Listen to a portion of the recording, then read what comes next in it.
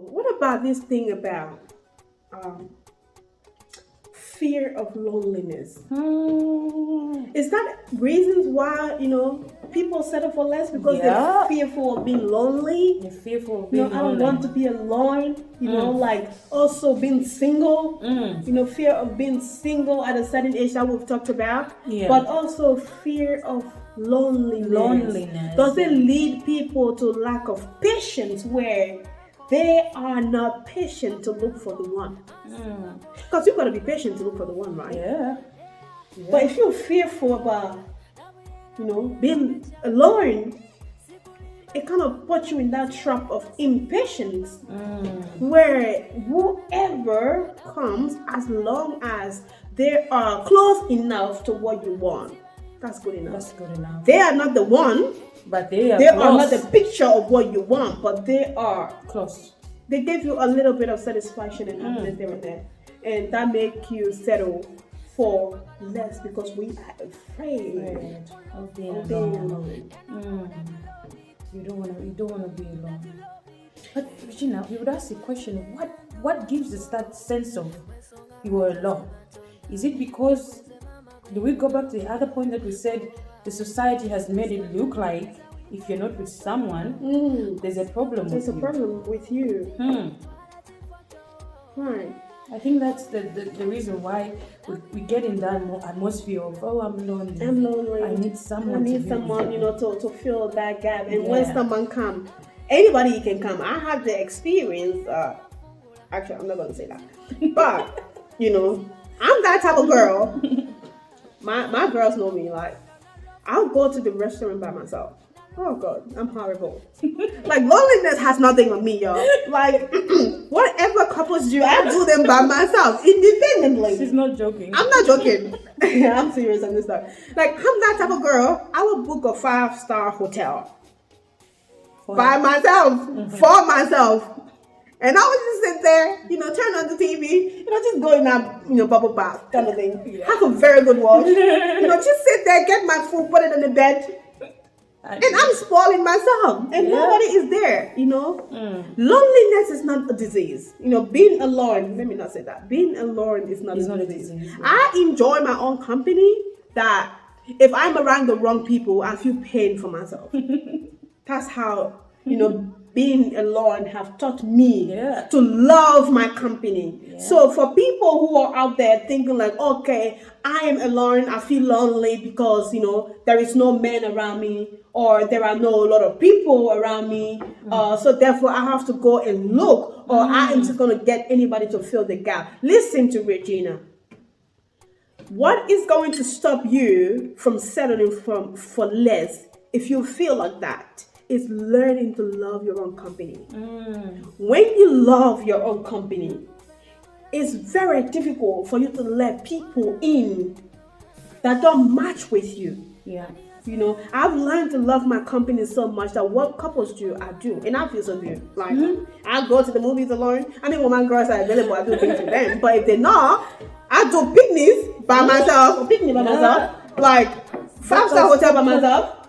Like, go to the restaurant by myself. Like, I do them. And I do them with pleasure. You look at me now like, do you want to come and say that?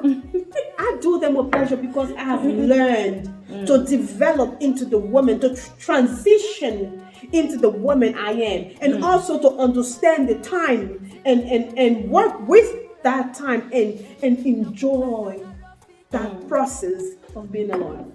Yeah. So being alone is not a disease. It is not a disease. You can love your company as you transition onto the other side. And not wait for someone to come for you to enjoy your company. That's the wrong move. Because nobody's going to make you enjoy your own company. It has to be you, right? They say nobody owes you happiness. Nobody owes you happiness. Nobody owes you happiness. And can I add another point? Oh, yeah, sure, you might. Oh, my tea is even cold by now. This topic is hot. I think it's hot, like... I wasn't ready for today, y'all. Like, we were so nervous coming up. I know, I'm like... Yeah, I wanted to say... The other reason why people settle for this... Yeah. Money. Money. Got the guy with the money. Imagine you meet this guy... Or this girl. Or this girl. loaded. Who can meet your needs you can meet your needs financially. Your poor mother is at the farm. Your siblings need school fees. Your grandma is in the village, she's sick, she just hurt her leg. Yeah. Your other uncle there has a toothache that never ends. It doesn't get better, it doesn't get your toothache is always there. It doesn't improve, it's just there, stationary. You look at yourself and this guy, you can actually stare into him and see he's no good for me. But he has the money. Yeah. His money is good. He's gonna do his money is gonna do a lot for me. It's gonna do a lot for my family. So you end up saying I do to your worst enemy. Wow. So you enter in that home where you can't even have a say just because he's handing you $100 or $200 every month to help you out. I don't have anything to say to that because you pretty much you're grounded up. Gina, it's sad. And you find that most of the time in the underdeveloped countries, right? It's not like it's not here. It's in the diaspora. It is. But it's more prevalent in the underdeveloped countries. Yeah. Where, Africans, sorry to say that, most Africans and, traditional place African, it's more common. Yeah. That side to end up with someone just because they'll be feeding you. Yeah. They'll be taking care of your home. So you are in there being abused, being beaten, but you still choose to stay. Because you know what? You don't have no means to fend for yourself. And he's like the necessary evil that you have to deal with. Yeah, I think that's the other reason why people settle for less. I think for people here, I think for men, or if we're talking about men settling for less, we will talk about, women meeting their materialistic needs and their sexual needs. Right. If a man meets a woman who meets his sexual needs and material needs, even if that woman is not what he wants or worth it, you stick there. You stick there. We die here. We'll die here. We're going to die here. Something must kill a man. Time that by fire. Something must kill somebody. Something must kill a man. Yes. So, but again, we go back to talking about sense of purpose. This is where it comes from. Yeah. It is where it when comes you in. have a sense of purpose, some of these things don't even excite you. It doesn't excite you. Because what you are looking for is a purposeful life. Purposeful life. So, purpose has a lot to do with that. What about love? Ooh. People not knowing what love is. I have a testimony in the show with this one. But Precious will take us through it now. People not knowing what love is. What does it do to someone who has never experienced love? They don't even know what it means to be loved. Love. That's a huge one. Yeah. It is a huge one. Sometimes you think about it we don't even know what love is. We don't even know what love is. Most of the times we just want to jump into it and, and other times we think love is just getting without giving something in it. But love is actually a transaction. It's a transaction. I like it. Yes. It's a give and take. So, most times it's not understanding what love is. Regina, what is love according to your own understanding? This one a hard thing. She just threw me under the bus. I know I did. First of all, love is subjective. Okay. The reason why I say love is subjective, it's not an objective, it's a subjective, because love means different things to different people. Let's take this for example. If you grow up in a home where you see it's physical abuse, most likely you are interpret love as being physically abusive to your partner. That way you're showing them love. Some people show love to people by inflicting pain onto them. That's why love is subjective. So different people have a different definition of what love is, but we're talking about healthy love. And that healthy love is the ability to feel safe, to feel wanted, to be wanted, appreciated, acknowledged, respected. All these things fall under love. You know what I'm thinking? I think it needs to be a topic on its own. On its own, I believe has that's to be a topic on its own. Because there is so many things you can talk about within this. For sure. Because when you're talking of relationship, we really have to understand what is love. What you are giving your time for. Is it really love? Is it love? Or is it lust? Is it yes. Is it just you just wanna be like for me, I'm someone who gives a lot. Like I give the whole of myself when I am with people, whether it be it's a romantic relationship or it's an everyday relationship. So I've never known what it is to be loved. Like this is something I've shared with Precious way too many times, so she's not surprised. I don't know what it means to be loved. I don't know what love is. If someone is to show me love right now, I will suspect you. I'm like, what are you doing? Like, you up to something. What are you up to? The girl is a mess. I'm a mess in the process. I'm a mess in transition. I'm getting there. Like, if you show me anything contrary to what I am used to what I'm, people have shown me that is love, I will suspect you. But then someone changed my perspective, which was at the beginning a fight because I don't know. Like, I remember meeting somebody and way back, and this person changed my view on what it means to be loved, because they started to show me things that felt good, but I was respectful. Like, no, what do you want? What do you want? Like, do you need to make a confession right now? Do you have to confess? What do you have to confess that you're treating me like this? Why are you giving me flowers? Why are you holding my hands when we're moving? Why are you paying for my drinks? Why are you talking to me in such a respectful way? What are you up to? What are you up to? This is not normal. But I'm the one who wasn't normal. Yeah. So I started receiving a treatment that I'm never used to, because I give too much of myself that I don't receive.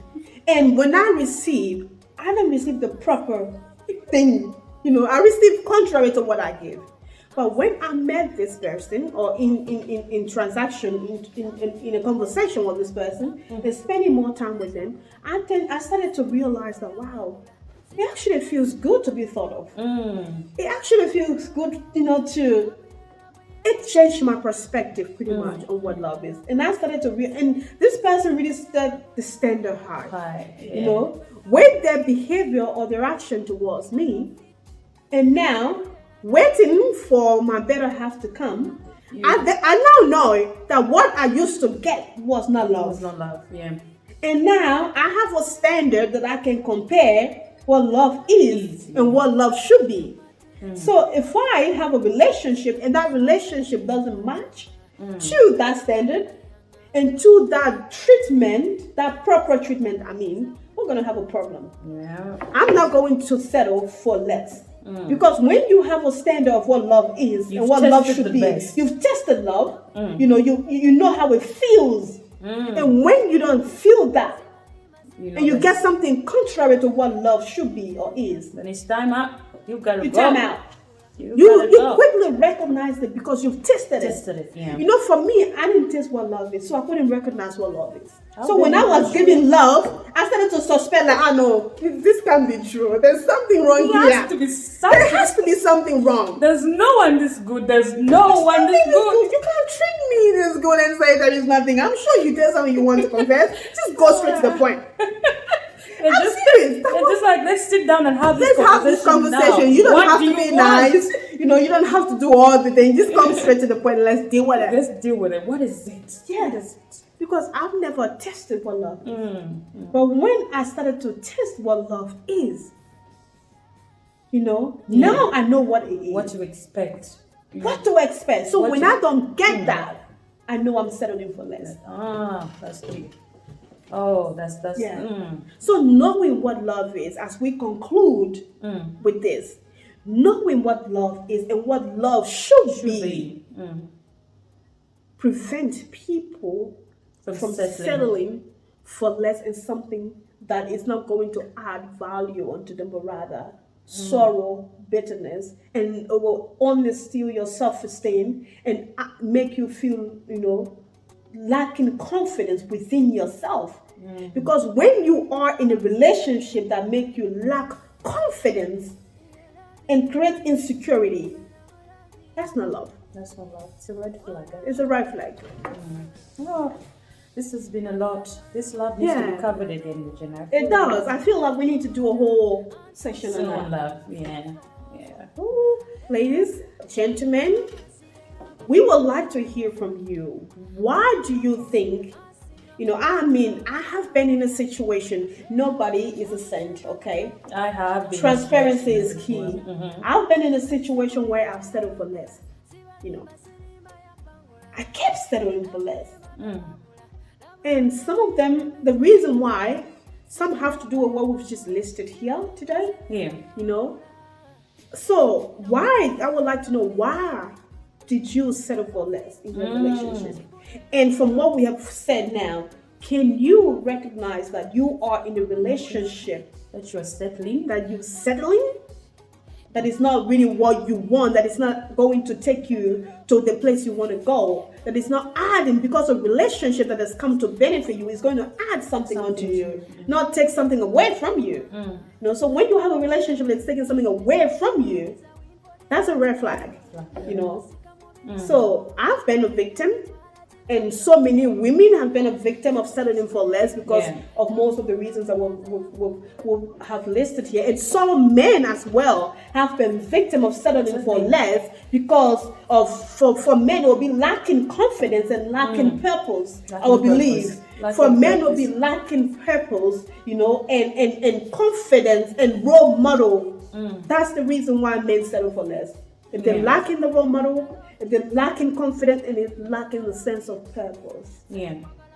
But for women, we have many reasons, and a lot of which we've listed here. So we look forward to hearing from you.